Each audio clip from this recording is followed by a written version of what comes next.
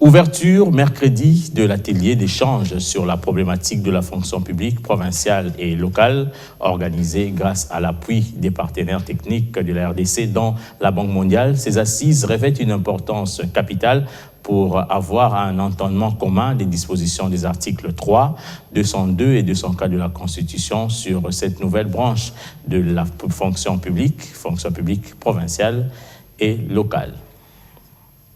À première vue, c'est une cérémonie comme toutes les autres. Cela n'est pourtant pas le cas.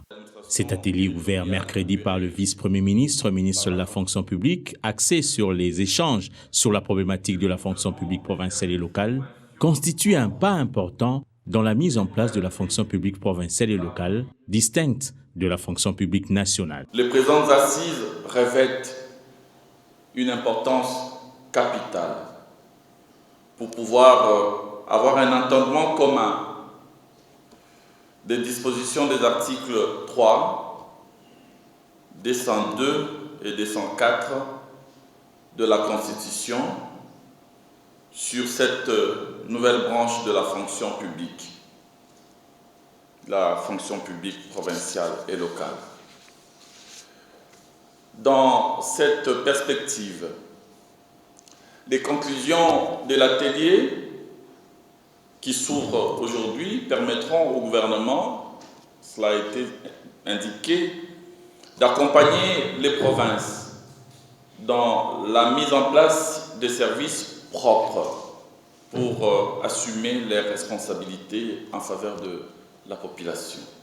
Des objectifs clairs sont attendus de cet atelier, rendu possible grâce à l'appui de la Banque mondiale. L'atelier devra proposer les modalités de l'appui à apporter à la mise en place de la fonction publique provinciale et locale, au regard du contenu, des enjeux, des objectifs et des avantages de la réforme de l'administration publique dans le contexte de la profonde réforme de l'administration territoriale désormais basée sur la décentralisation. Ces assises traduisent donc l'engagement du gouvernement de la République de mettre en place une véritable administration publique au service du citoyen en poursuivant les réformes en cours à tous les niveaux de la vie nationale.